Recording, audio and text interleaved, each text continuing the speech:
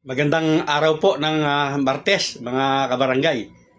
At 6:30 po ng umaga. Bago pumasok po ay gagawa po tayo ng isa na naman pong content na maaaring ikatuwa ng iba na makunan ng impormasyon. Maaari naman pong ikagalit ng iba naman. Dahil nga po, siyempre, dalawa po yung mukha ng usaping ito eh. Mayroong pabor at hindi po pabor. Mga kabarangay, kung nakita po ninyo yung aking pamagat na sinasabi ko po na 95% po na tuloy po ang barangay at SK elections sa November 2, 2026. Ako po kasi, kung napapansin po ninyo kapag nagbibigay po tayo ng figure o figura ng porsyento, ay may mga puntos po tayo. May puntos po ako kung bakit ko nasabi na yan po yung porsyento ng halimbawang kagaya po ng sinasabi ko ngayon, 95% po na tuloy po ang barangay at SK election. Akin pong ipapaliwanag bakit 95% at bakit 5% lamang po yung postponement. Siyempre po muli, ako po ay nag-aanyaya sa mga hindi pa po nakapag-subscribe sa aking channel. Kayo po ay aking malugod na inaanyayahan na mag-subscribe. Pakiclick po ang notification bell at all para palagi po kayong updated sa aking mga bagong videos. Ano po ang gusto nyong unahin ko na bigyan ng puntos? Ito po bang 5% para ma-postpone ito?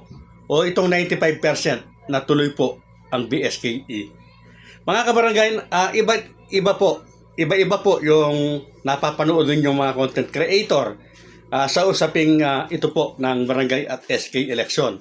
May mga nagsasabi po na 50-50, 70-30, 80-20, at may mga nagsasabi naman po na tuloy na ito. May nagsasabi din naman po na ito po ay postpone na.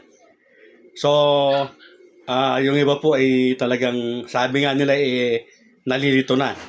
Mga kabarangay, ito nga po, pupuntasan ko na. Uunahin ko na po kung bakit ko sinabi na 5% lamang po. Sa kasalukuyan sa ngayon po, 5% lamang po ang binibigay ko na porsyento sa postponement.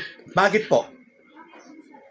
Unang-una po, ito pong House Bill number 8886 at ito pong Senate Bill number 267 ay mga proposed bill pa lamang po.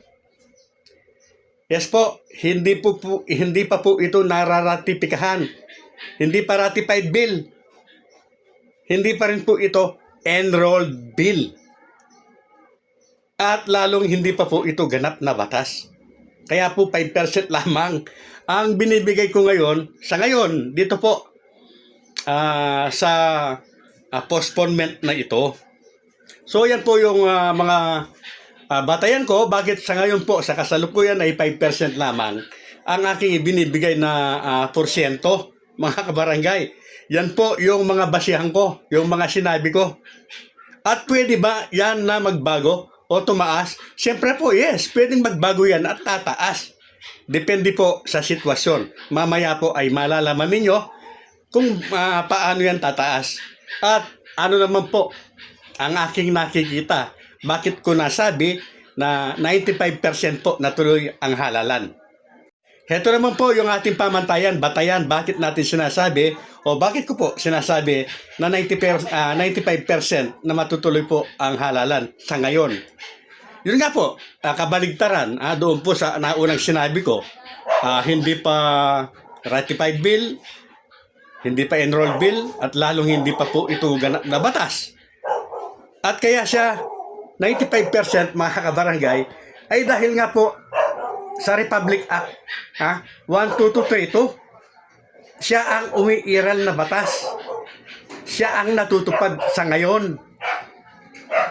Ang halalan po ay nakatakda sa November 2, 2026. Kaya ko po sinasabing sa ngayon sa kasalukuyan ay 95% po na matutuloy ang halalan. Ngayon, makakahabol pa ba? Makakahabol pa ba itong postponement na 5%? Yes na yes po. Pag-uusapan po natin. magbabago po ang porsyento o percentage po ng aking sinasabi kapag yan po ay na-ratified na. At lalo-lalo na kapag yan po ay na-enrolled bill na. O kapag yan po ay enrolled bill na, yes po, pwedeng maging masabi ko na 50-50 na. 50% postpone at 50% po natuloy. At kapag yan po ay naging isang ganap na batas na o Republic Act na, yan po yung pinaka-worst mga kabarangay dahil magpapalit na po ng pwesto ng porsyento.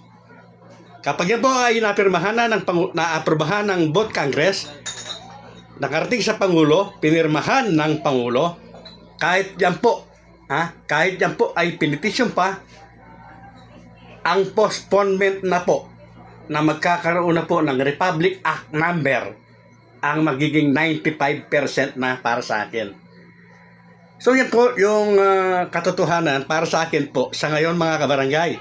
Bagamat iba't iba yung interpretasyon namin ng mga kagaya po natin nagko-content, nasa inyo na po kung alin ang pinakamalapit sa katotohanan o pinakamalapit sa kasinungalingan.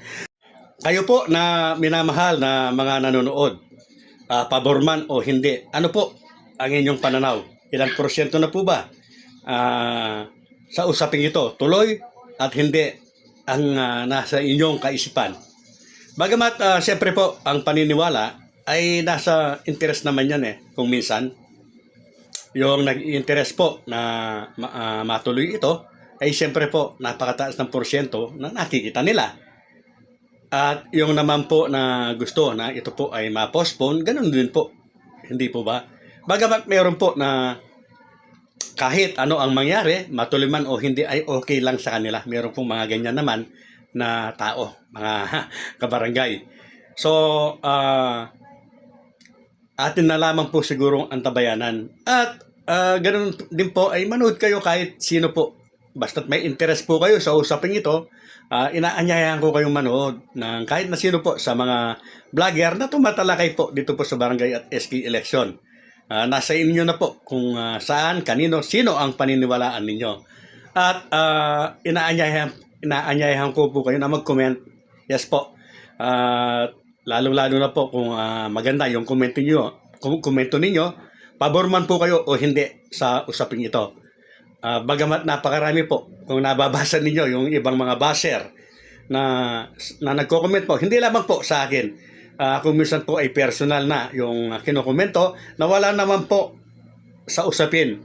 So makikita po natin kung gaano kakitid ang utak at isip ng mga taong yan. Kasi meron naman po kasing pabor na o hindi pabor na ang komento po ay nakatugma or nandun po sa pinag-uusapan. So muli po, maraming salamat, Coiners Ring.